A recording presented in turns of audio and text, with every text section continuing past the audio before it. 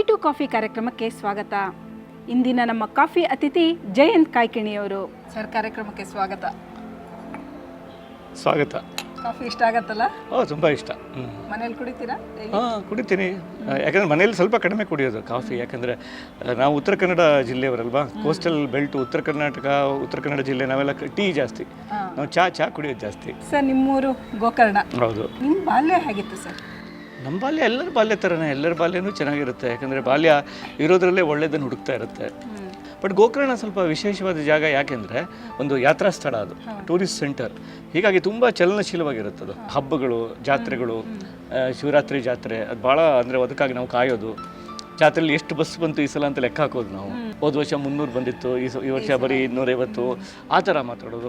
ಹೀಗಾಗಿ ಆಮೇಲೆ ಅದು ಯಾತ್ರಾರ್ಥಿಗಳು ಬಂದವರೆಲ್ಲ ಊರವ್ರ ಮನೆಯಲ್ಲೇ ಇದ್ದುಬಿಟ್ಟು ಅವರು ದೇವರ ದರ್ಶನ ಎಲ್ಲ ಮಾಡ್ಕೊಂಡು ಹೋಗ್ತಿತ್ತು. ಸ್ಲೋಲಿ ಇದು 60s ಈಚೆಗೆ, 70s ಈಚೆಗೆ ಒಂದೆರಡು ಬಿಡಿ ಹೋಟೆಲ್ಗಳು ಎಲ್ಲ ಆಯಿತು. ಆಮೇಲೆ ಆಗ ಏನಾಯಿತು, ಈಗಿನ ಥರ ಟ್ರಾನ್ಸ್ಪೋರ್ಟ್ ಇರಲಿಲ್ಲ, ಬಂದವರೆಲ್ಲ ಅಲ್ಲಿ ಉಳಿಬೇಕಾಗಿತ್ತು. ಹೀಗಾಗಿ ಜನರ ಬಗ್ಗೆ ಒಂದು ಪ್ರೀತಿ, ಒಂದು ಕುತೂಹಲ, ಕೌತುಕ ಬೆಳೆಯೋದಕ್ಕೆ ಗೋಕರ್ಣ ನನಗೆ ತುಂಬ ಹೆಲ್ಪ್ ಮಾಡುತ್ತೆ. ಸಮುದ್ರದ ಜೊತೆ ಹೇಗಿತ್ತು ಸರ್ ನಿಮ್ಮ ನಂಟು? ಅಯ್ಯೋ, ಸಮುದ್ರ ಜೊತೆಗೆ ಅಂದರೆ ಅದು ನಮ್ಮ ಕಿವಿಯಲ್ಲಿ ಇನ್ನೂ ಇದೆ. ಅದು ಅಂದರೆ ಇಲ್ಲಿದ್ದರೂ ಕೂಡ ನನ್ನ ಕಿವಿಯಲ್ಲಿ ಸಮುದ್ರದ ಸದ್ದುಗಳಿದೆ. ನಮಗೆ ಬೇಜಾರಾದಾಗ ಅದು ಒಂಥರ ಕಾಣುತ್ತೆ, ನಮ್ಗೆ ಖುಷಿಯಾದಾಗ ಅದು ಒಂಥರ ಕಾಣುತ್ತೆ. ಆಮೇಲೆ ಮಳೆಗಾಲದಲ್ಲಂತೂ ಅದು ಒಂದು ದೊಡ್ಡ ಅನುಭವ. ಅದು ಅಂದರೆ ನೀರಲ್ಲಿ ಬೀಳ್ತಾ ಇರೋದು ಅಲ್ವಾ, ಮೋಡಗಳು ಬರೋದು, ಅಲ್ಲಿ ನಿಂತಿರೋದು. ಇನ್ನು ಯುದ್ಧಕ್ಕೆ ಈ ಟ್ಯಾಂಕುಗಳು ರೆಡಿಯಾಗಿ ನಿಂತಿರ್ತಾವಲ್ಲ ಯುದ್ಧ ಭೂಮಿಯಲ್ಲಿ, ಹಾಗೆ ಎಲ್ಲ ಮೋಡಗಳು ಬಂದು ನಿಂತಿರ್ತವೆ ಕ್ಷಿತಿಜ ಹತ್ರ. ಸಡನ್ನಾಗಿ ಅಲ್ಲೇ ಮಳೆ ಸುರಿಸ್ತಾ ಇರ್ತವೆ. ಹೀಗಾಗಿ ಅದ್ರ ಜೊತೆಗೆ ಒಂದು ನಂಟು ತುಂಬ ಆಪ್ತವಾದದ್ದು ಮತ್ತು ತುಂಬ ಗಹನವಾದದ್ದು. ಸಮುದ್ರ ಯಾಕೆ ನಮಗೆ ವಿಶೇಷ ಅಂದರೆ ಅದು ಓಪನ್. ನೋಡಿ, ನೀವು ಕರಾವಳಿ ಇರೋ ಯಾವುದೇ ಊರಿಗೆ ಹೋಗಿ, ಕಾರವಾರಕ್ಕೆ ಹೋಗಿ, ಮಂಗಳೂರಿಗೆ ಹೋಗಿ, ಸಮುದ್ರ ಇದ್ದ ಕಡೆ ಯಾವಾಗಲೂ ಓಪನ್ ಇರುತ್ತೆ.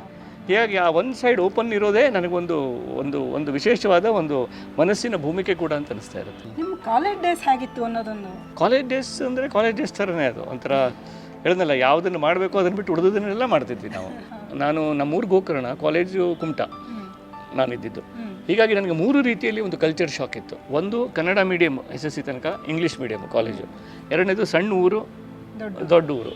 ಮೂರನೇದು ಮನೆ ವಾಸದಿಂದ ಹಾಸ್ಟೆಲ್ ವಾಸ.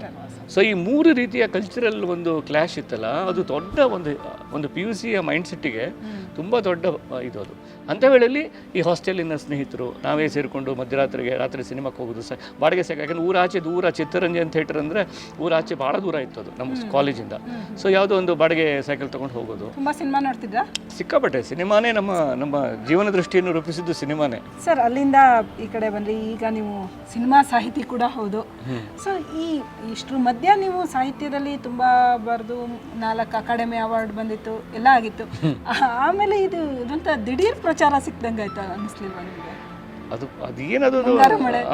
ಹೌದು. ಅದು ಯಾಕಂದರೆ ಅನಿರೀಕ್ಷಿತವಾದದ್ದು ಅದು. ನಾನು ಕೂಡ ನನ್ನ ಸಿನಿಮಾ ಹಾಡುಗಳನ್ನು ಬರೆಯೋ ಮೊದಲು ಸಿನಿಮಾ ಲಿರಿಕ್ಸ್ ಬಗ್ಗೆ ತುಂಬ ಒಂಥರ ಉಡಾಫೆನೇ ಇತ್ತು ನನಗೆ. ಯಾರು ಬೇಕಾದ್ರೂ ಬರೀಬೋದು, ಬಾನಲ್ಲೂ ನೀನೇ, ಬಯಲಲ್ಲೂ ನೀನೇ, ಬೆಂಚಲ್ಲೂ ನೀನೇ, ನೆಲದಲ್ಲೂ ನೀನೇ, ಅಲ್ಲೂ ಅದೇ ಯಾರು ಬೇಕಾದ್ರೂ ಬರಿಬೋದು ಅಂತೆಲ್ಲ ಅನ್ಸ್ಕೊಂಡಿದ್ದೆ ನಾನು. ಅಂದರೆ ನಾನು ತುಂಬ ಪ್ರಾಮಾಣಿಕವಾಗಿ ಹೇಳ್ತಿರೋದು. ಬಟ್ ನಾನು ಅದನ್ನು ಬರೆಯೋಕ್ಕೆ ಶುರು ಮಾಡಿದ್ಮೇಲೆ ಅದಕ್ಕೆ ಬೇಕಾದಂಥ ಸ್ಕಿಲ್ಸೇ ಬೇರೆ ಇದೆ ಅಂತ ನನಗೆ ಈಗ ನಾನು ಇನ್ನೂ ಪ್ರತಿ ಹಾಡು ನನಗೊಂದು ಕಲಿಕೆ. ತುಂಬ ಇಷ್ಟ ಅಥವಾ ತುಂಬ ಹುಚ್ಚು ಅನ್ನೋಂಥದ್ದು ಏನಾದ್ರು ಹವ್ಯಾಸ ಇದೆಯಾ? ಇಲ್ಲ, ತುಂಬ ಅಂದರೆ ಎಲ್ಲರಿಗೂ ಏನಿರುತ್ತೆ ಅದೇ ಥರ. ಅದು ನನಗೆ ಮೊದಲಿಂದ ಸಿನಿಮಾದ ಹವ್ಯಾಸ ಇದೆ, ನನಗೆ ಡ್ರಾಯಿಂಗ್ ಹವ್ಯಾಸ ಇತ್ತು.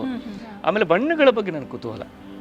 ಬಣ್ಣಗಳು ಅಂದರೆ ಈ ಯಾವುದೋ ಮನೆಗೆ ಬಣ್ಣ ಬಡ್ದಿರ್ತಾರೆ, ಆ ಬಣ್ಣ ಒಂಥರ ಮನೆಗೆ ವಿಶೇಷವಾಗಿ ಆ ಮನೆಯಿಂದ ಒಂದು ಏನೋ ಗುಟ್ಟನ್ನು ಇಟ್ಕೊಂಡು ಆ ಬಣ್ಣ ಬೇರೆ ಥರ ಕಾಣ್ತಾ ಇರುತ್ತೆ. I am not talking about ಈ ದೊಡ್ಡ ಮಲ್ಟಿಪ್ಲೆಕ್ಸ್ಗಳು ಅಥವಾ ಈ ಕೂಲಿಂಗ್ ಗ್ಲಾಸ್ ಹಾಕೊಂಡು ನಿಂತ ಬಿಲ್ಡಿಂಗ್ಗಳಿದ್ದಾವಲ್ಲ, ಅವುಗಳ ಬಗ್ಗೆ ಮಾತಾಡ್ತಾ ಇಲ್ಲ. ಸಣ್ಣ ಊರಿನ ಮನೆಗಳಲ್ಲಿದೆ, ಒಂದೊಂದು ಮನೆಗೆ ಒಂದೊಂದು ಲಕ್ಷಣ. ಒಂದು ಆರಾಮ್ ಕುರ್ಚಿ, ಈ ಕಡೆ ಒಂದು ಹಾಸಿಗೆ ಬಿದ್ದಿದೆ, ಆ ಕಡೆ ಒಂದು ಇದು ಬಿದ್ದಿದೆ.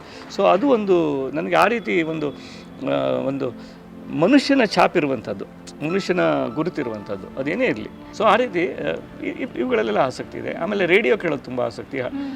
ಆಮೇಲೆ ಟ್ರಾವೆಲ್ ಮಾಡೋದು ಆಸಕ್ತಿ. ಗೋಕರ್ಣಕ್ಕೆ ಹೋಗ್ತಾನೆ ಇರ್ತೀನಿ ಆಗಾಗ. ಓಕೆ ಸರ್, ತುಂಬ ಖುಷಿ ಆಯಿತು ನಮ್ಮ ಜೊತೆ ಇಷ್ಟೊಂದು ಟೈಮ್ ಇಟ್ಕೊಂಡು ನೀವು ಮಾತಾಡಿದ್ದಕ್ಕೆ. ತುಂಬ ಖುಷಿ ಆಯಿತು. ಖಂಡಿತ. Thank you. ಕಾಯ್ಕಿಣಿ ಜೊತೆಗಿನ ಇವತ್ತಿನ ಬೈ ಟು ಕಾಫಿ ತುಂಬ ರುಚಿಯಾಗಿತ್ತು ಅನ್ನಿಸ್ತಲ್ವಾ?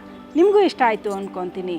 ನೇರ, ದಿಟ್ಟ, ನಿರಂತರ ಸುದ್ದಿಗಾಗಿ ನೋಡ್ತಾ ಇರಿ ಸುವರ್ಣ ನ್ಯೂಸ್.